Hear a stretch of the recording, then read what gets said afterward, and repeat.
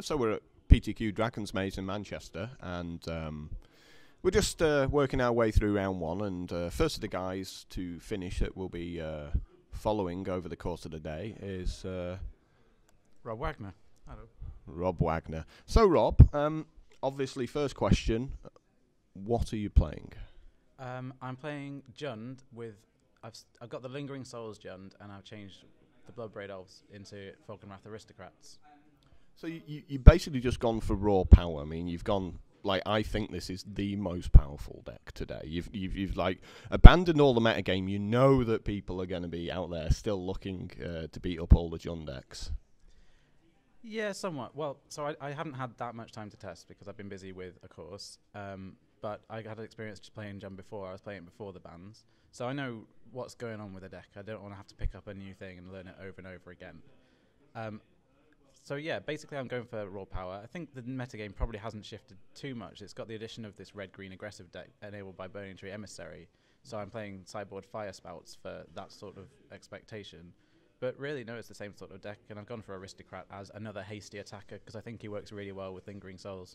Yeah, like Bloodbraid Elf was an amazing card, but I don't think it was the most powerful card in that Jund deck. No, not even close. It was when Jund was in Standard. When we had Jund, say a year ago, I mean, Bloodbraid Elf was powerful, but really it was the 2-drops that were carrying you, Dark Confidant and Tarmogoyf. You had to do a little bit of work for both of them, but they were both quite strong for you. Really, what pushed Jund over the edge was Deathrite Shaman, giving it the accelerant to get into anything of the... Because they had a bit of a clunky mana curve before, so getting online earlier and just having random ways to attack different strategies, like life gain against burn, graveyard removal against reanimator, all this sort of thing, it really just added up to give the deck a massive boost. I mean, even when we were watching Jund in Legacy, it was all about the Deathrite Shaman, which seemed ridiculous. Yeah, it's kind of strange that people complaining, oh, why is Legacy so close to Modern? I would say that it was Legacy that pushed towards Modern, so, seeing the power of the deck. I think Legacy probably will move in, it ebbs and it flows, different decks are strong at different time, but just as when you had Stoneforge in Legacy was close to the standard version, this is close to what the modern version was, and they probably don't want that sort of equivalent power level. People don't want to perceive the format as having a deck which is just too powerful. Okay, so let's talk about your good matchups and your bad matchups all throughout the day. What do you think's going to be happening?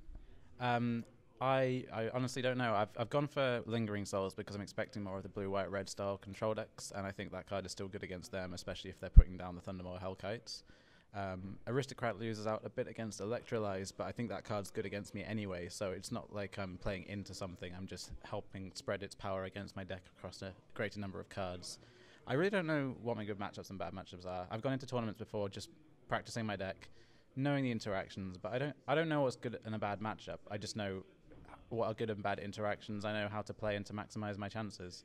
I've gone through a whole Grand Prix in Madrid in 2010, I think it was. There was 2,200 odd players. I finished 30th. I didn't have a clue what my good and bad matchups were. I was playing Zoo, so I think they were all bad, but I just played some Magic. So let's look at one of those matchups, actually. One of our other players, Jack, he's playing Eggs, which is, I think, a pretty interesting deck to take for a long tournament. But Jack's the kind of guy who can pull that off. So how would you set about sort of beating an Eggs player?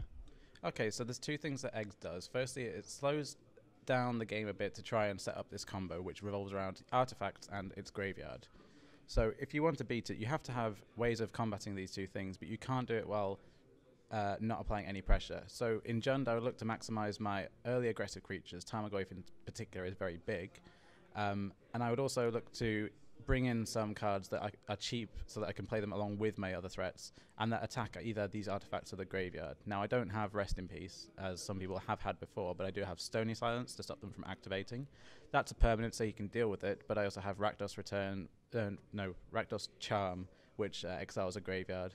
So I don't have loads. I've got a bit of discard, here and there. So hopefully the disruption will come together. But I think I would probably have to draw in the correct order. Are there any hands you would mulligan then against that deck, or is pretty much every card good in some way against an Eggs player? Okay, if I keep a hand that doesn't interact with what he's doing, I'm not going to win because he's going to combo before I can deal in 20. So I would mulligan a hand that didn't have any disruption. But I would mulligan a hand that had only disruption because you do need to apply a clock, which is why I need to have the mix, which is why my draws do need to be good for me. I'm not going to automatically get a good hand against him. So let's talk about your actual round one. How did it go? It went okay. I won. I played against a mono red burn deck who stumbled one or two turns too late on his third land. He had main deck Blood Moon, which would have been very strong against me. I actually only have 2 basics in my 4-color deck, so that would have been very strong. I think that's actually not a bad choice, really. Blood Moon, certainly in mono red, obviously, to have a main deck because there's a lot of non-basics today. Yeah, I'd considered it myself. Not in mono red. I'm not a fan of playing that deck, but I considered that could be a thing which people do. So I have incidental cards here and there. So I've gone for a couple of abrupt decays as part of my removal package over all terminates or dreadbore or similar, just so as I've got that incidental way of killing it. And I've got a sideboard Maelstrom Pulse, which I added this morning over something which was just a bit. I took out a card which was fine, but not stellar against anything. And Maelstrom Pulse gives me just options here and there. So would you run one of each basic just to be able to fetch them up if you know your opponent's got a Blood Moon coming in from the board? It depends if you can fetch them up. I wouldn't play a mountain because Blood Moon just enables those anyway. But given the way the Jund's fetches work, you have Verdant Catacombs which fetch forests and swamps, so I have one of each of those.